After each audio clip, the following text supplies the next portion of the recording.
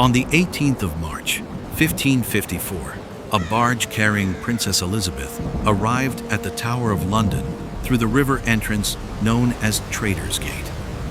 It was raining. The tide was high and the steps were wet, and the water was coming over the edge of the lowest step as she was brought ashore. Elizabeth looked at the steps. She looked at the tower walls above her, and she sat down. Her attendants urged her to get up. The guards waited. She sat on the wet stone in the rain and did not move. She said, according to the account left by her gentleman John Bridges, that it was better to sit here than in a worse place. She said she did not know why she should be put into the tower, having committed no offense. She sat there for several minutes, in the rain, on the steps of Traitor's Gate. A 20-year-old woman who understood exactly where she was and what it meant, and was using the only act of visible resistance still available to her. She was the daughter of Anne Boleyn, who had entered this same tower as a queen and left it without her head. She knew that. She had always known that. She had spent her entire life knowing that the blood she carried made her both valuable and disposable, and that the distance between those two things could close without warning. Here are the two questions this video is going to answer.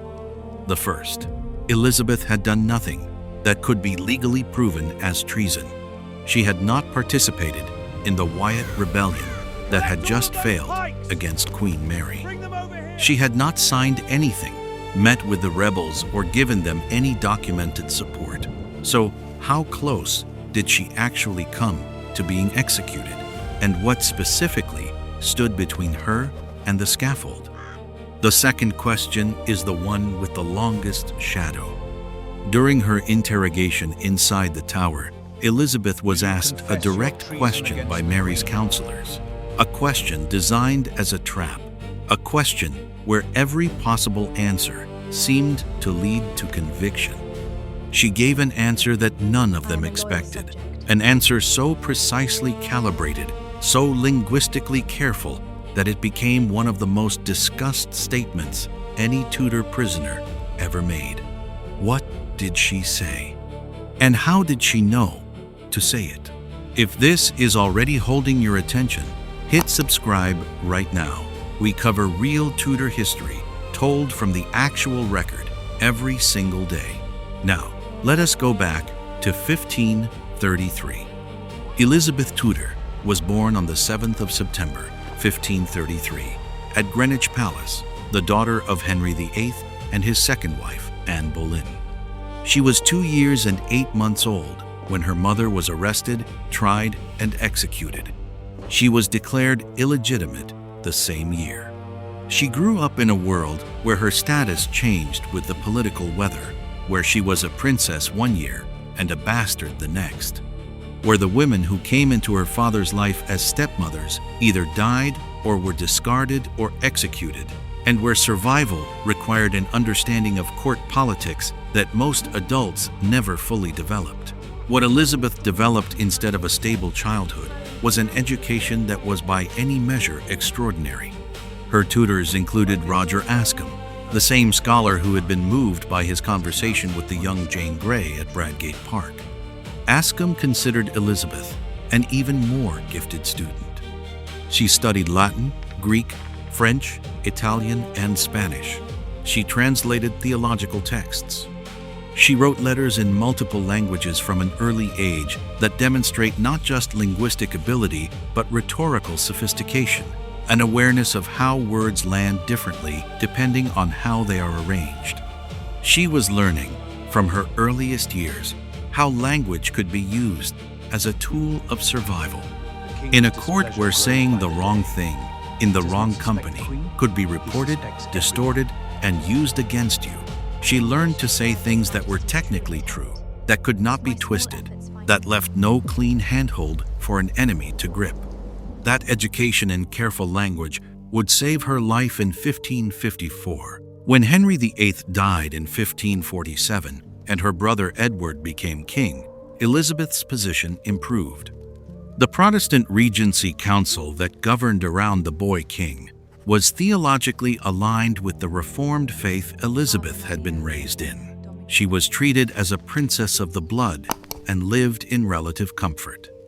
But even in those years, there was danger. Thomas Seymour, the Lord Admiral and brother of the late Jane Seymour, made a series of approaches to Elizabeth that were inappropriate at best and predatory at worst. He visited her rooms early in the morning. He tickled her in bed. He discussed the possibility of marrying her without the council's permission, which would have been treasonous.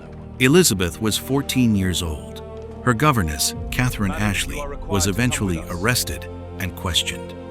Elizabeth herself was interrogated carefully and at length by the council's representative, Robert Tyrwhitt, who wrote afterward that he had never seen such a woman, that she had a very good wit and nothing was to be gotten from her but by great policy.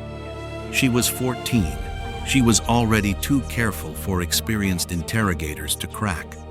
When Edward died in 1553 and Mary came to the throne after the collapse of Jane Grey's 9 days, Elizabeth's world changed completely. Mary was Catholic. Elizabeth was Protestant. That alone made her a problem. Every Catholic power in Europe that wanted to see England return fully to Rome regarded Elizabeth's existence as an obstacle. Every Protestant in England who resented Mary's restoration of Catholic practice looked to Elizabeth as the alternative. She had not asked to be the alternative, but she was, and that made her dangerous to Mary in a way that had nothing to do with anything Elizabeth had actually done. When Thomas Wyatt led his rebellion against Mary in January and February of 1554, ostensibly protesting Mary's planned marriage to Philip of Spain, the rebels had written to Elizabeth. Whether she had replied was unclear. Wyatt claimed, under torture, that she had been involved. He recanted that claim before his execution. But her name had been connected to a failed rebellion against the Queen, and Mary's counselors, several of whom had been looking for exactly this kind of justification, moved immediately. She was brought to London from her house at Ashridge, ill with what her own physicians described as a swollen face and pains in her limbs. Almost certainly stress manifesting physically in a 20-year-old body that was absorbing an enormous amount of fear. She was kept under house arrest for weeks before the decision was made to send her to the Tower. She wrote Mary a letter begging for an audience before being imprisoned. The letter took so long to write that the tide turned and the barge could not travel that day. It bought her one more night outside the Tower. She knew exactly what she was doing when she wrote slowly. It did not ultimately stop what was coming. On the 18th of March, she arrived at Traitor's Gate. She sat on the wet steps. Eventually, she got up and went inside. The rooms she was given were not a dungeon. She was held in the royal apartments in the Tower, the same rooms where queens had stayed before their coronations. She had a small number of attendants. She was allowed to walk in a small garden on certain days, though initially even this was restricted because Mary's council was concerned that contact with other prisoners might allow her to communicate with Protestant sympathizers.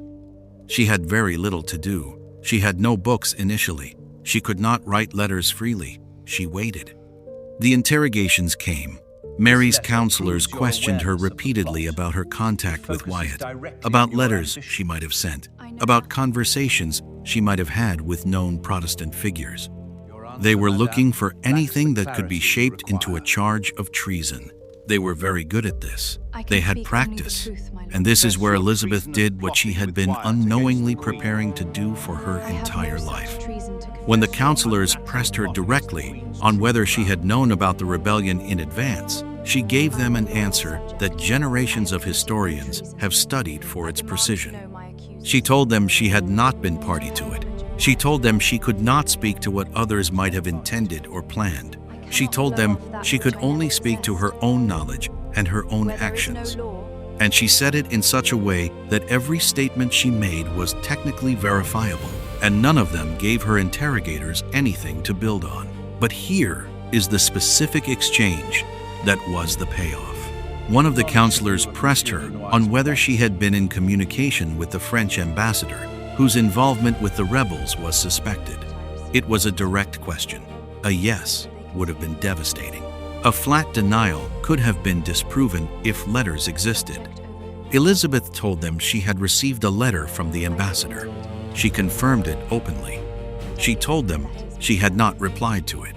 She told them she had done nothing in response to it whatsoever, and she invited them to verify this through any means available to them. It was an answer that was completely honest, completely unassailable, and completely useless to them as a weapon. She had not denied the contact. She had disclosed it herself, voluntarily, before they could produce it as evidence. In doing so, she had removed its power entirely. You cannot use as a trap something the prisoner has already walked through in plain sight and emerged from the other side of. The counselors could not build a case. Wyatt had recanted his claim of her involvement before his execution. There were no letters, there was no evidence of active participation. Mary's husband, Philip of Spain, not yet crowned but already influential, reportedly argued against executing Elizabeth because her death would hand a propaganda victory to Protestant Europe, and because, pragmatically, if Mary died without an heir, Elizabeth was the most stable available successor. My lord, consider what her death would cost. Every prince watches England. If she dies without proof, she becomes a martyr. The princess is more useful alive. After approximately 2 months in the Tower, Elizabeth was moved to house arrest at Woodstock in Oxfordshire. She was not free, she was not safe, but she was alive. And she knew, with the clarity of someone who had just spent 2 months watching every word she said, and said every word exactly right, precisely how close it had been. She would spend 4 years under varying degrees of restriction before Mary died in November of 1558, and Elizabeth rode into London as Queen. She was 25 years old. She had already survived more than most monarchs face in a full reign. The girl who sat down on the wet steps of Traitor's Gate and refused to move had understood something in that moment. That when you have no power over what is happening to you, the smallest acts of visible self-possession matter, not because they change the outcome, but because they tell the people watching you something they need to believe, that you cannot be broken, that whatever they do next, they will not get the satisfaction of watching you collapse. She carried that understanding for the next 45 years. It shaped every audience she gave, every speech she made, every moment of political theater she deployed as queen. It had been learned on wet stone steps in the rain in March of 1554, in the 2 minutes she sat there before she got up and walked into the Tower. If this video kept you watching until the end, hit subscribe and leave a comment below. Tell us which part of Tudor history you want us to go inside next.